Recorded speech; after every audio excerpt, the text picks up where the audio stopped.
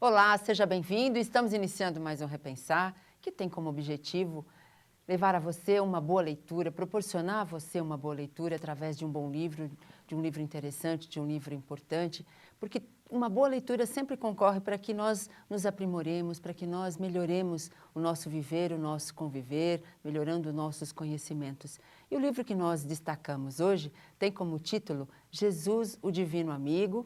E quem nos traz esse livro é Antônio de Marchi. É um livro também ditado pelo espírito irmão Virgílio. Muito prazer em recebê-lo novamente, Antônio de Marchi. Tudo bom com você?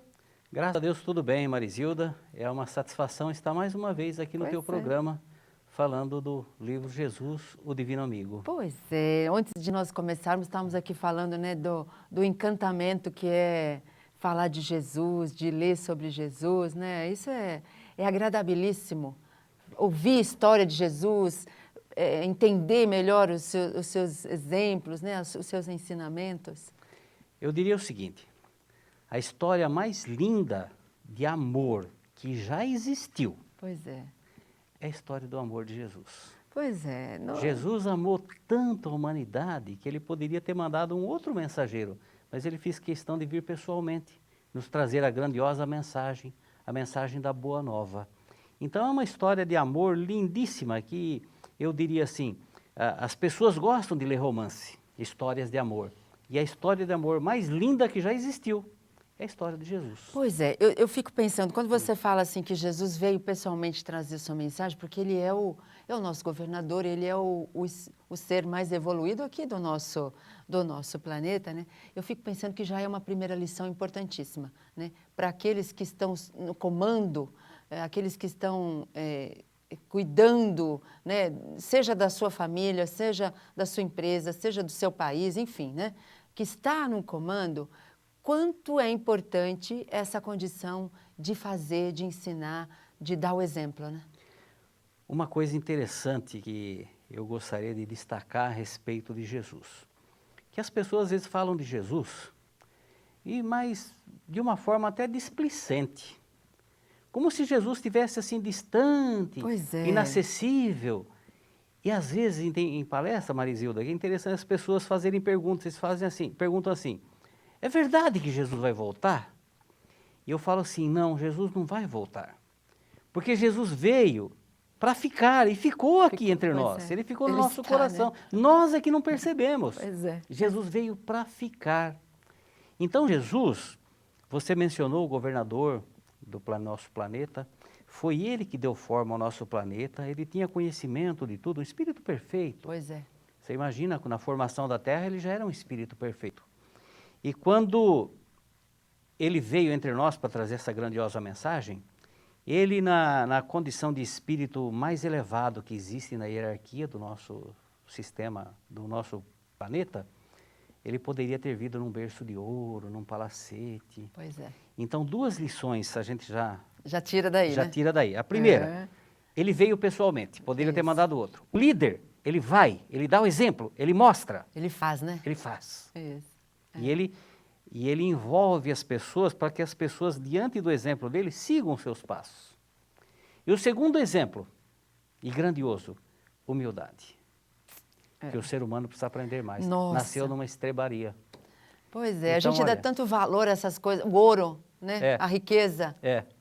E ele não, ele deu valor ao ser, ao fazer, né? E a simplicidade das coisas, a humildade. Pois é. Então, às vezes eu fico pensando assim, meu Deus do céu, as pessoas, nós ainda conhecemos pouco de Jesus.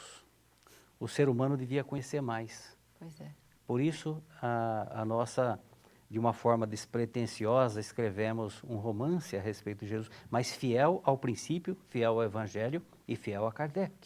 Então, é um livro assim que traz maior conhecimento, porque a gente só pode gostar de alguém que a gente conhece. Pois é. A gente precisa conhecer mais Jesus. Então, você sabe que você falando isso me faz pensar no seguinte, né? Como que nós queremos conhecer Jesus se nós não nos conhecemos, né? Não é? Se nós nos conhecermos, com certeza, automaticamente estaremos conhecendo a Jesus, né? Porque Ele está conosco, como você falou, está conosco. O que ele fez é para mostrar para nós o que quem somos, né? Por que estamos aqui. Eu acho que nós nos esquecemos disso.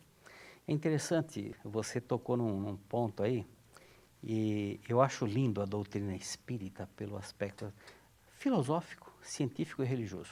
Mas eu vou abordar agora um lado filosófico. Sócrates, que viveu 350 anos antes de Cristo, Sim. aquele homem com aquela sabedoria, que ele foi um dos sábios mais proeminentes da antiga Grécia, um dos maiores sábios. E ele tinha, assim, uma lição de vida que ele, diante do conhecimento dele, ele chegava à conclusão que diante de Deus, diante da grandiosidade do universo, ele sabia tão pouco. Então ele tinha um pensamento, eu só sei que nada sei. E depois, no oráculo de Delfos, vem aquela inscrição, conhece-te a ti mesmo. Então a gente tem que se conhecer. Pois é. Quando Jesus diz, vós sois deuses, é porque nós temos essência divina. E o ser humano esquece disso, porque nós esquecemos da nossa essência divina, nós temos o DNA do Criador, gente. Pois é, e ao mesmo tempo eu acho que quando a gente ouve isso, né?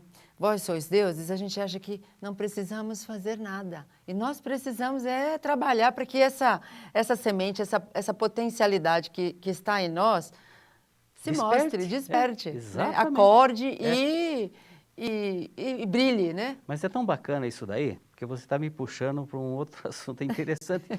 Entusiasmo é uma palavra de origem grega que significa Deus dentro de você. É a manifestação de Deus dentro da pessoa quando ela percebe que ela é divina. E então vem um entusiasmo. E quando a pessoa tem um entusiasmo, Paulo era alguém que teve um entusiasmo. Jesus era o próprio entusiasmo, porque a manifestação de Deus era constante. Ele estava em comunhão com o Criador. O Chico era uma pessoa entusiasta. E a pessoa, quando tem entusiasmo, que se manifesta, Deus se manifesta sempre, nós é que não percebemos. Isso. Quando ela percebe a manifestação, esse entusiasmo, ele se manifesta, e a pessoa vence todos os obstáculos, ela chega ao seu objetivo, ela atinge o seu objetivo. Porque isso nos dá uma energia, uma força, as potencialidades do espírito. Pois é, nós nem começamos ainda a falar do livro e nós já estamos aqui entusiasmados, não é mesmo? Muito bom. Nós vamos a um breve intervalo e já voltamos com o mesmo entusiasmo para falar de Jesus, o Divino Amigo.